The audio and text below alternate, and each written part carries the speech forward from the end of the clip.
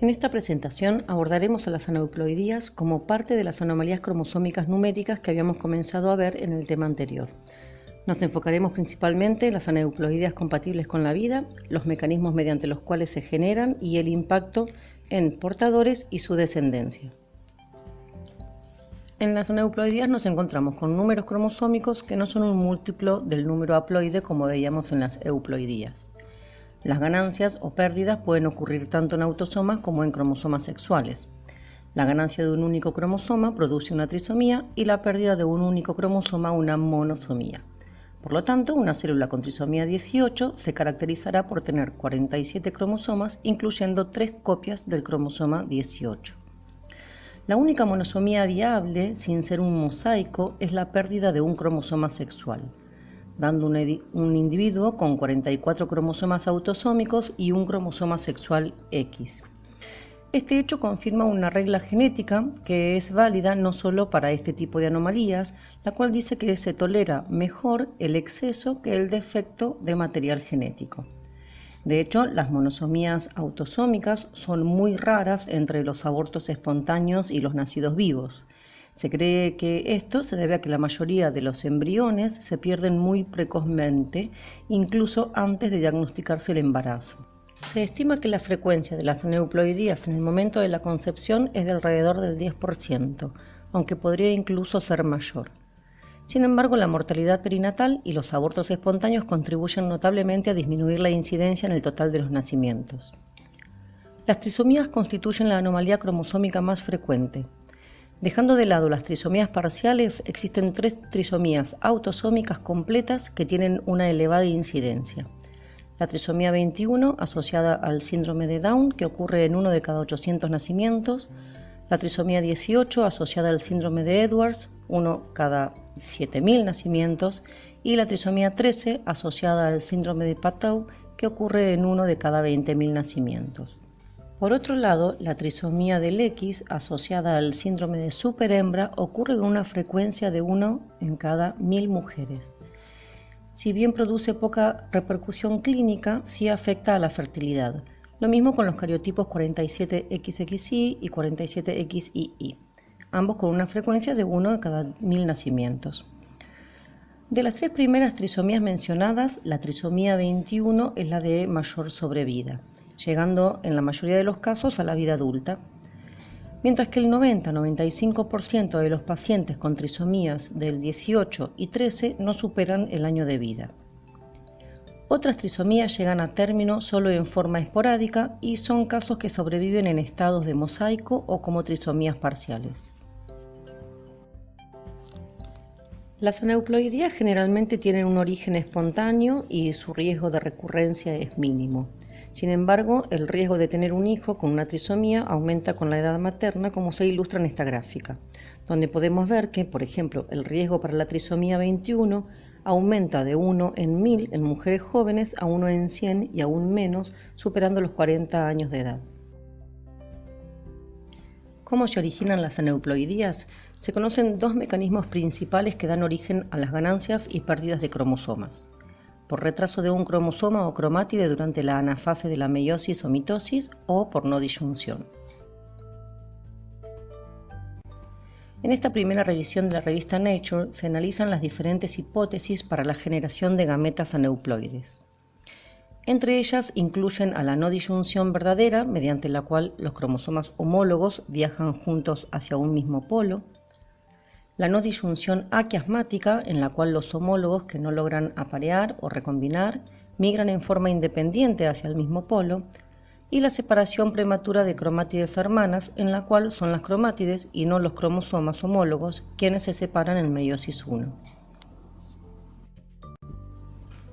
En este siguiente trabajo, los autores analizan mediante la técnica de Array los cuerpos polares productos de la gametogénesis, con el objetivo de comparar las aneuploidías producto de no disyunción clásica a la izquierda y la separación precoz de cromátides a la derecha.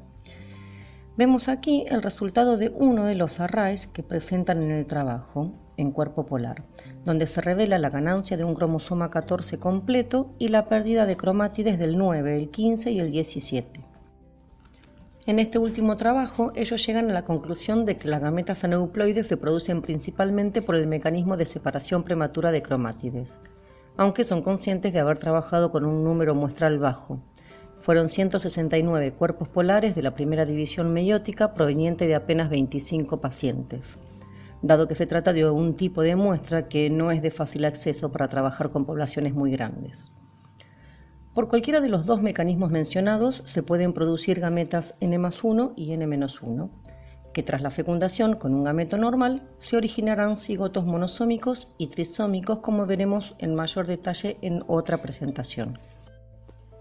Las principales aneuploidías compatibles con la vida de los cromosomas autosómicos son el síndrome de Down con trisomía del 21, síndrome de Edwards con trisomía del 18, síndrome de Patau con trisomía del 13, y luego, entre las aneuploidías que involucran a los cromosomas sexuales, tenemos al síndrome de Turner con un solo cromosoma X, que es la única monosomía compatible con la vida, síndrome de Klinefelter con 2X y un Y, el síndrome de superhembra con 3X, síndrome de polisomía del Y con un X y 2Y.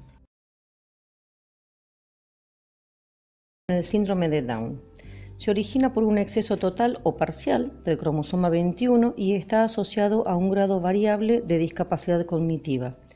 Si bien fue John Langdon Down quien describe por primera vez esta discapacidad genética en 1866, recién en el año 1958, gracias a los trabajos de Jérôme Lejeune, fue posible asociar dicha discapacidad a la presencia de una copia extra del cromosoma 21.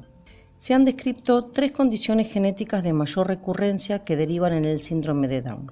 La trisomía libre es la situación más frecuente, que ocurre en el 95% de los casos, donde el síndrome de Down se produce por el exceso de un cromosoma 21 completo. Se describe como 47XX más 21 o 47XY más 21. La mayoría se produce por un error en la meiosis de uno de los progenitores, originando una gameta portadora de 2 cromosomas 21 en lugar de uno solo. Este fallo, descrito como no disyunción meiótica, tiene una ocurrencia del 15% en la espermatogénesis y 85% en la ovogénesis. En la imagen de la izquierda tenemos a un cariotipo 47XY más 21 evidenciado en una metafase sometida a la técnica de bandas G. A la derecha, núcleos interfásicos de amniocitos sometidos a FISH que evidencian 2 señales verdes que corresponden al cromosoma 13 y 3 señales rojas para el cromosoma 21. Por translocación. Luego de la trisomía libre, constituye el factor más frecuente de material adicional del cromosoma 21. La frecuencia de esta variante es de aproximadamente un 3% de todos los síndromes de Down. La condición implica que el cromosoma 21 o bien parte del mismo se transloca con otro cromosoma, siendo más habitual su asociación con el cromosoma 14. En este caso, el individuo conserva un total de 46 cromosomas, pero con una dosis adicional del material genético del cromosoma 21. La translocación también puede ocurrir entre 2 cromosomas 21, dando un cariotipo con un cromosoma 21 normal y un isocromosoma del 21. La importancia en determinar el origen preciso de la trisomía radica en la necesidad de establecer si uno de los progenitores es un portador de una translocación balanceada y poder de este modo brindar un asesoramiento más adecuado a la pareja. Aquí vemos a la izquierda un ideograma representando las regiones de ruptura involucradas en la translocación 14-21, responsables de la formación del cromosoma derivado 14-21. Y a la derecha una hibridación in situ de pintado cromosómico con sondas para el cromosoma 21 en verde y para el cromosoma 14 en rojo, poniendo nuevamente en evidencia al cromosoma derivado 14-21. En estas siguientes figuras vemos con bandas G a la izquierda un cariotipo 46XY derivado 14-21 con presencia de 2 cromosomas 21 libre y un tercer cromosoma 21 translocado con un cromosoma 14, como señalan las flechas. Y a la derecha, un cariotipo 46XY, derivado 21-21, con presencia de un solo cromosoma 21 libre y un isocromosoma con duplicación del 21Q. Por mosaicismo. El mosaicismo involucrando al cromosoma 21 ocurre con una frecuencia muy baja, alrededor del 2% del total de los casos.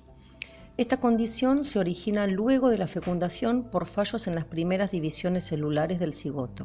En los casos de mosaicismo, la trisomía se encuentra presente en los tejidos que derivaron de la línea embriológica afectada. El porcentaje de células afectadas puede abarcar de unas pocas a casi todas, dependiendo del momento del desarrollo embrionario en que ocurre el fallo mitótico. En consecuencia, las manifestaciones clínicas también serán muy variables y en ocasiones pueden incluso pasar desapercibidas.